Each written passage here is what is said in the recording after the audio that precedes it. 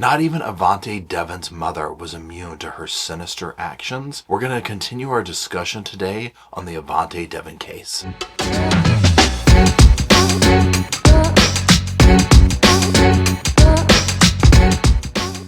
Hello, Sofa Squad, and welcome back to the sofa. Psh, Sofa's back there. Psh, I'm right here. Psh, psh, psh, psh, psh. Boys are over there. They're sleeping. They do a lot of sleeping. If you're new to the channel, I have two puppies that are Yorkies. I record when they're tired. So that's why you don't see them a lot here, but you see them on my other social medias and stuff like that. Because if they're up, it's all about them or whatever, and they're just a joy. But not when I'm trying to record. So they can't hold the sofa down like Mr. Rosco can. But that's not the point of the video today. The point of the video today is to continue our discussion on the Avantae Deven case. Now, if you're unfamiliar with this, Avantae Deven is currently in custody in Fayetteville, Cumberland County, North Carolina. This is not far from me. I'm going to be definitely following this. I'll be going to the court hearings that I'm allowed to go to and that type thing. She is in custody over charges related to the disappearance and deaths of two of her adopted children. This is one of those cases where the kids were missing for years and she was able to evade, capture or whatever you want to call it. Not capture, but she kept it off the radar. Okay, so I did a couple of other videos, the timeline and whatnot. This video here you're watching is part of that playlist. You can go back and watch them if you want to start from there. Specifically what I'm doing today is we're going to continue on looking over some of the local coverage of this, and specifically about the allegations with her mother, Avantae's mother. Now I'm going to put the thing up on the screen and kind of just summarize what the reporter and whatnot's going over, and then talk about it at the end. Now this is from the Fayetteville Observer, and this is F.T. Norton is the reporter. You're going to want to follow them. You're going to want to follow the other guy, Mr. Lovingood, Chris Lovingood. They both have been doing major deep dives on this and following this from the beginning. It's a very complicated case. Very complicated case, okay? Many layers to it, many addresses, many names, many this, many that, as they often are. Now, I'll put the thing up on the screen here and you'll see the title of this article. It says, Mom of Missing Fayetteville Siblings, Blake and London Deven, accused of exploiting alien mother. Now, one thing to keep in mind is when this came out, this was April 25th, 2024. So at this time, at this stage, the children were not found yet, okay? Children, I mean, they're young adults, basically. We know now the remains have been found and whatnot. So just understand that discrepancy there is what's going on. Let's put the first thing up on the screen here and just kind of summarize it. So it just says here that Avantae, 61 years old at the time, was accused of exploiting her 95-year-old mother. Now, her name was Leonie Maxwell. There's a civil court petition that was filed by the Cumberland County DSS. Maxwell,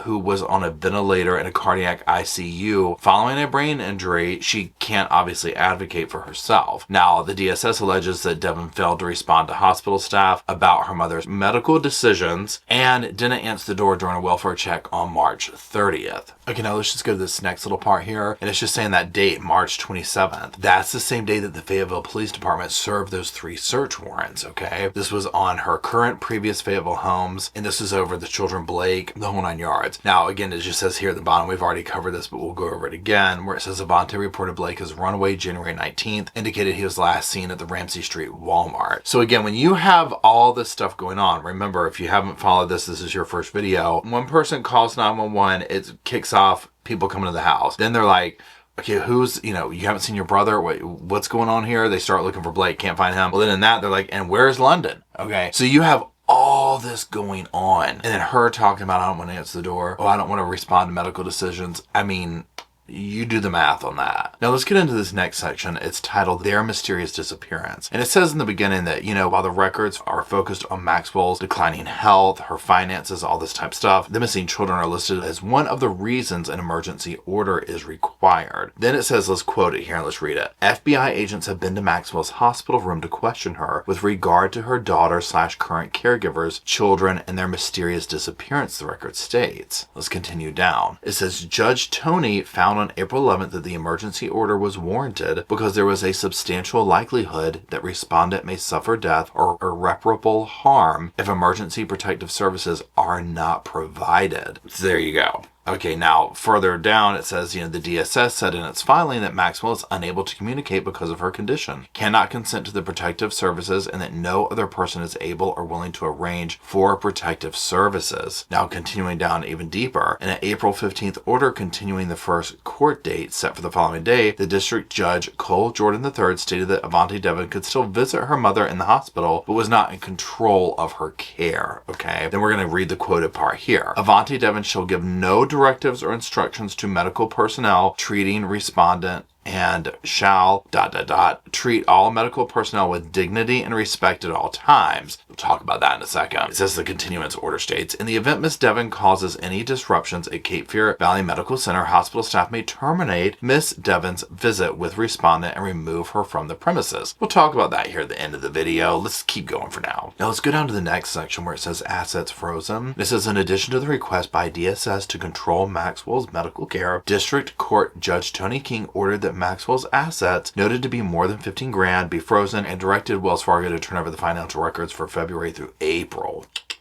Okay, now we're going to read the quotations here. It says the order was sought because of the information and belief that you were being financially exploited by your caretaker, according to a notice intended to inform Maxwell of the court's order. A hearing that has been set in matter for Wednesday was not continued to next month. Okay, so that's the gist of that part right there. Now let's get into a few of my thoughts on the stuff that we just talked about. Okay, now let's revisit that first part that we went over where they're talking about how she didn't respond and blah, blah, blah, blah, blah. Okay, so I have a friend right now that's going through some serious stuff with his father, and I get everybody's different, every family's different, and whatever. The things that he's having to do, like literally stay by his father's side like almost nonstop at the hospital, making major decisions, this kind of thing. The fact that like she's not answering the door, okay, the fact that she's like not getting back with the hospital staff about medical decisions, this is insane to me, okay? Now again, I get everyone's different, every family operates different. I'm not trying to say that everybody should fit a certain mold. However, just that part alone, I was like, oh, yeah, absolutely not. I mean, this is a 95-year-old woman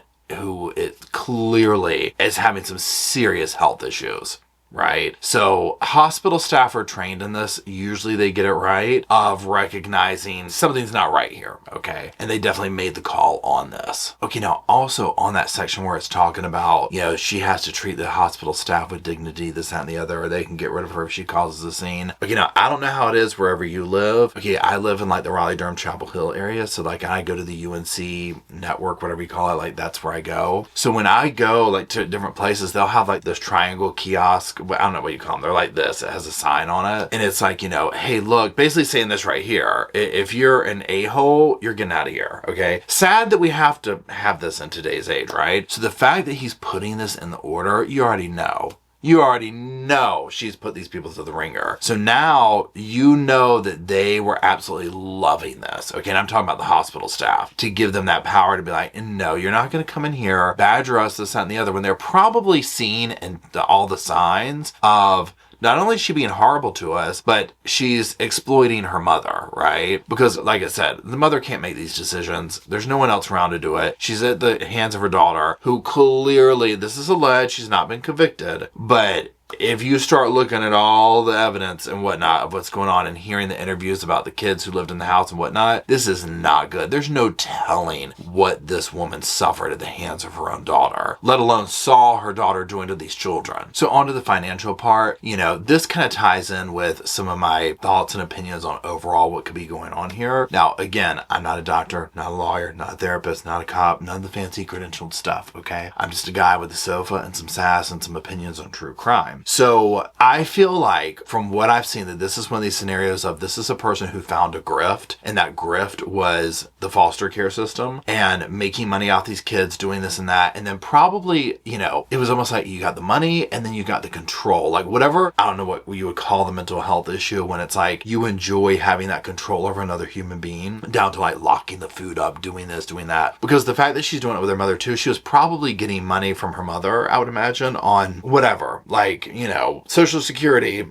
this or that. You hear all these cases about people finding, you know, person with a relative melted into the sofa. You know what I'm saying? That's collecting those checks. This is a grift that people do. And it's horrifying, okay? Because oftentimes the money, it's like, no, I'm not trying to sit here and say, well, if it was 10 grand a month, it'd be worth it. I'm not saying that, okay? But it's like the amount of money that they're grifting these people for isn't even worth it. If you think about the money that somebody is getting, take out the elderly part. Let's go over to the adopted children. The money that she would be getting to bring these kids in, even if you were like, not even scrimping, but just like being frugal. Kids are expensive is what I'm getting at, okay? So the fact that you would have to literally run your house like a a prison and do the things that she was doing. I mean, we've already heard, I don't know by the time you see this, if my other video about the interviews and stuff like that with the one girl who had lived in the house came out. I mean, this was a horrible place to live in, okay? This is a horrible, very terrible home to be in at the hands of Avantae. I just think that this is what she was doing. She was making money off of it. She had numerous kids. She was getting money off of it, probably getting money off of her mother. And she probably was just a miserable human being who got pleasure out of, harming these other people and controlling their lives. And it eventually cost them their life. It's like you see these people, and I say these people like Avantae, whether she's a narcissist, a psychopath, I don't know. Okay, I don't know, but there's something going on there. We see them in these cases all the time where they're able to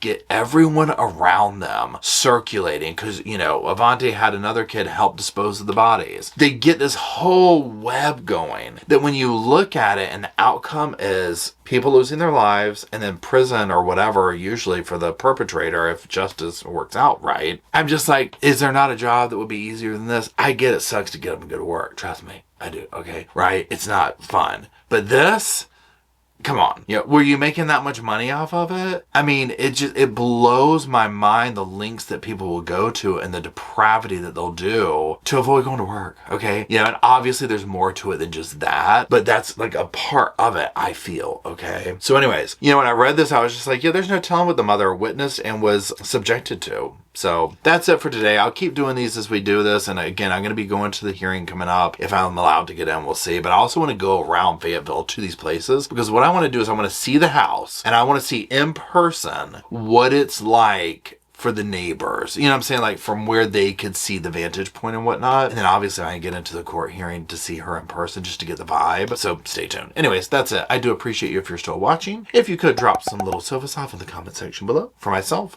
Rosco in spirit, the boys who are sleeping. So we'll have a place to hang out while we talk about this case, all the other ones we do talk about here at the Sofa Squad. And until we meander our way on down there, I'll see y'all soon. I just wanted to say thank you again for watching the whole video, and also thank you for being part of the Sofa Squad. Special thanks to all the Patreon members, channel members from both of my channels, everybody who likes, shares, subscribes, comments in the comment sections. It helps the channel out so much. Now, don't forget, I do have that other channel, the podcast channel. That's where we go live, we hang out, we talk. We have kind of sort of a schedule, but just be sure and check it out. I'll put it up here on the screen. And then, like I said in the beginning of the video, if you want to follow me and Rosco on the Instagram, go on, check it out. It's right here on the screen again. But once again, thank you very much. I really appreciate you being part of the Sofa Squad, and I'll see you in the next video.